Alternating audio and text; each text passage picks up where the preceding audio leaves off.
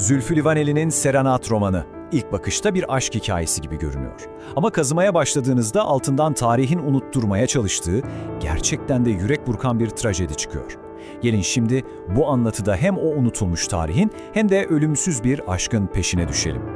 Roman işte tam da bu felsefi düşünceyle başlıyor. Anlatıcımız Maya, o sırada hayatının ne kadar sıradan aktığının farkında bile değil.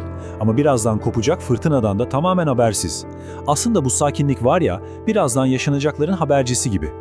Evet, hikayenin tam merkezinde Maya var. Kendisi İstanbul Üniversitesi'nde çalışıyor. Hani kendi düzenini kurmuş, modern bir kadın.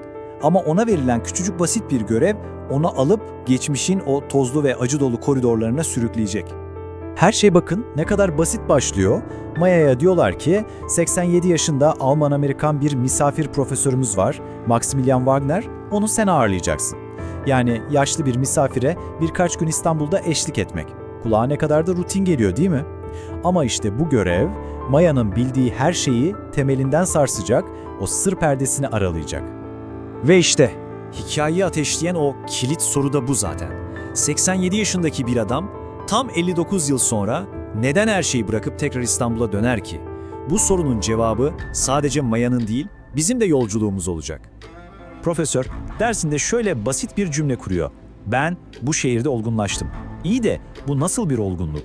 Bu cümlenin arkasında basit bir akademik anıdan çok daha fazlası var. Derin, kanayan bir yara var.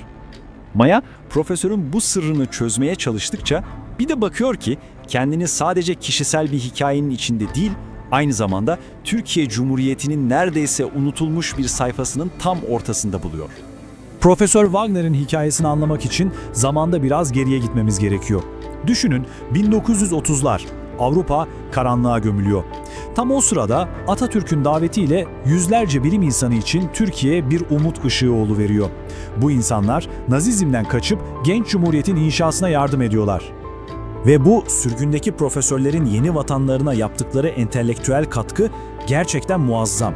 Onlar sadece kendi hayatlarını kurtarmakla kalmıyorlar, aynı zamanda genç bir cumhuriyetin de temellerini atıyorlar, onu modernleştiriyorlar. Ve sonra Maya arşivde o kilit belgeyi buluyor. Persona non grata. Latince istenmeyen kişi demek. Yani profesör bu ülkeden kovulmuş. Peki ama neden? Hükümet bu kadar değerli bir bilim insanından neden bir anda kurtulmak istesin ki? İşte profesörün neden sınır dışı edildiği sorusu bizi alıp hikayenin en karanlık, en trajik merkezine götürüyor. Her şeyin düğümlendiği o yere. O gizemin kalbinde de bir gemi yatıyor. Evet, profesörün sırrının anahtarı bu gemi. Struma, Romanya'dan, Holokost'tan kaçan yüzlerce Yahudi mülteciyi taşıyan, dökülen köhne bir gemi. Ve çok yakında hem umudun hem de insanlık utancının sembolü haline gelecek bir gemi. Bazen tek bir sayı bütün hikayeyi anlatmaya yeter. 769. Düşünsenize küçücük, dökülen bir gemiye sıkışmış, hayata tutunmaya çalışan tam 769 can. Ve 100'den fazlası çocuk. Bütün dünya onlara sırtını dönmüştü. Ne İngiliz kontrolündeki Filistin'e gitmelerine izin veriliyordu, ne de tarafsız Türkiye'de karaya çıkmalarına. O döküntü gemi tam 72 gün boyunca İstanbul açıklarında adeta bir hayalet gibi bekledi. İçindeki umutlar da yiyecek ve su gibi her geçen gün tükendi, bitti. Ve sonunda o trajik karar verildi. Motoru zaten bozuk olan Struma, ölüme, yani Karadeniz'in o buz gibi sularına geri çekildi. Çok geçmeden bir Sovyet torpidosu o son umutları da sulara gömdü.